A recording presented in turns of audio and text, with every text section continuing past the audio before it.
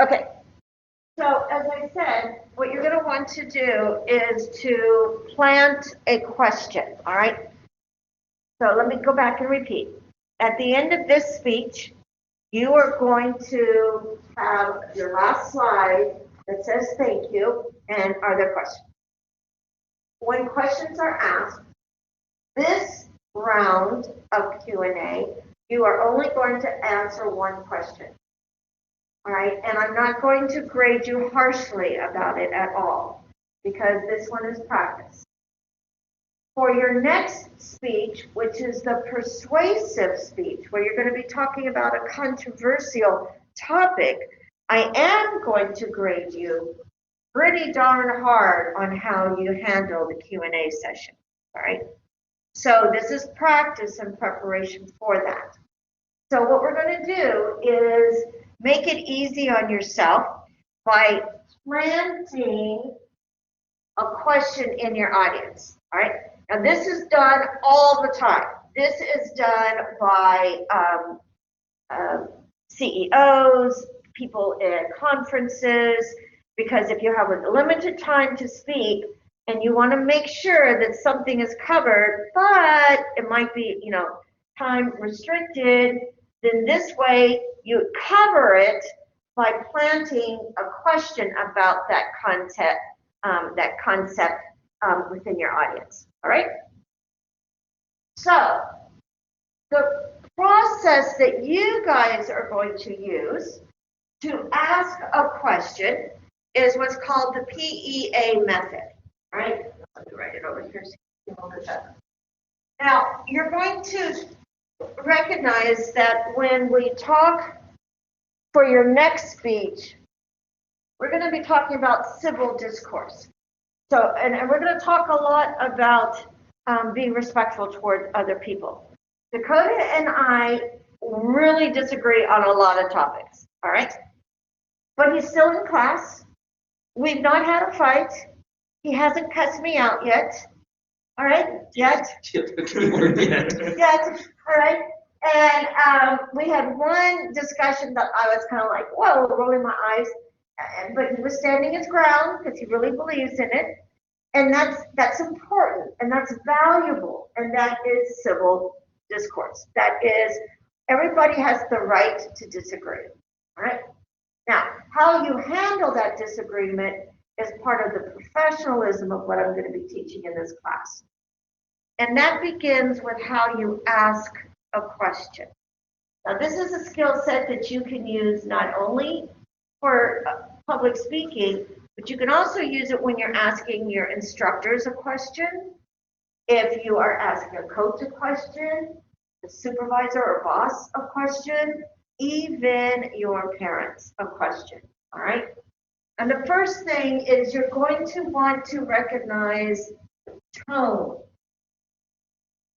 How you say it is just as important as the words you select to ask, okay? So your tone. Oftentimes it means that you need to lower your voice. You need to calm it down, right? When you watch the video from last week, from Tuesday, I talk about what's known as a hostile environment for delivering speeches. And as a former human resources executive, I had to deliver some very tough messages, including there's going to be layoffs, right? And if I'm in an audience and how people respond to that with their questions, I have to be cool, calm, and collected, knowing and understanding and empathizing with the fear that the audience members are going to have about that news. Okay? There's going to be a layoff. They're going to be losing their jobs, right?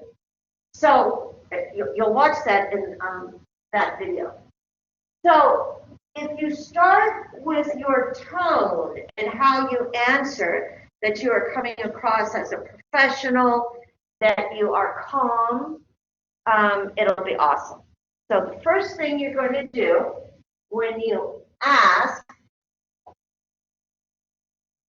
not only the tone for asking, but also for responding, use the P method, all right? And that means you're going to paraphrase nicely in your own words, the point you want to ask your question.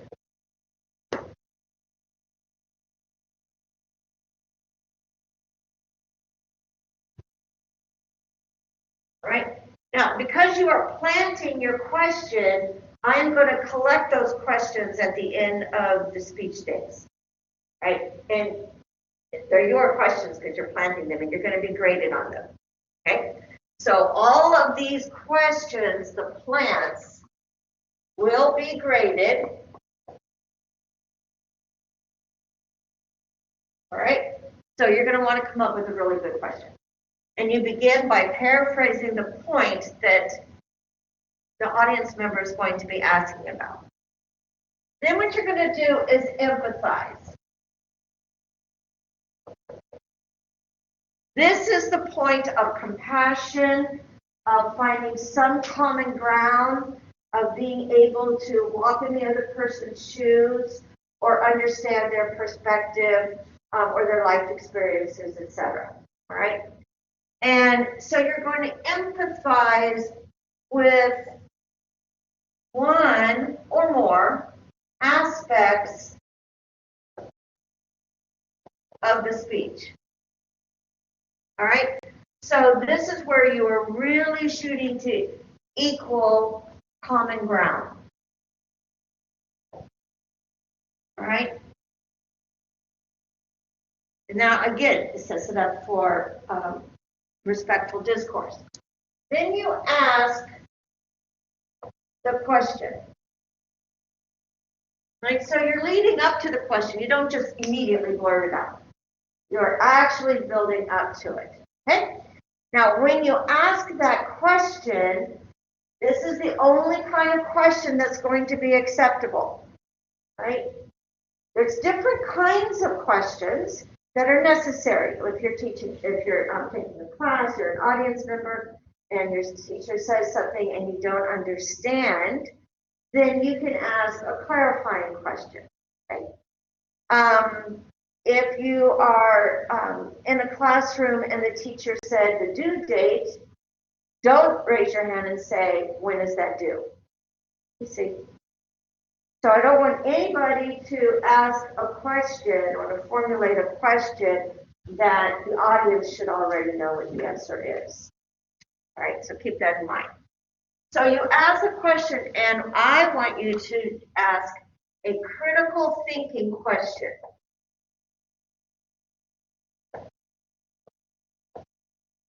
All right? And that means then that the response that that the speaker is going to give is going to be more than a single word answer. It's not going to be yes, it's not going to be no, it's not going to be maybe, or what have you. Now also watch that video that I'm going to post, because it tells you how to handle a question that you don't know the answer to. You do it honestly.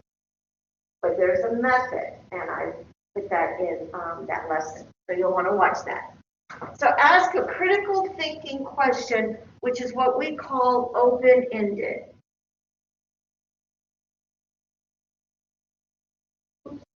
So that means that it is a question that's going to be something like, can you help me understand why?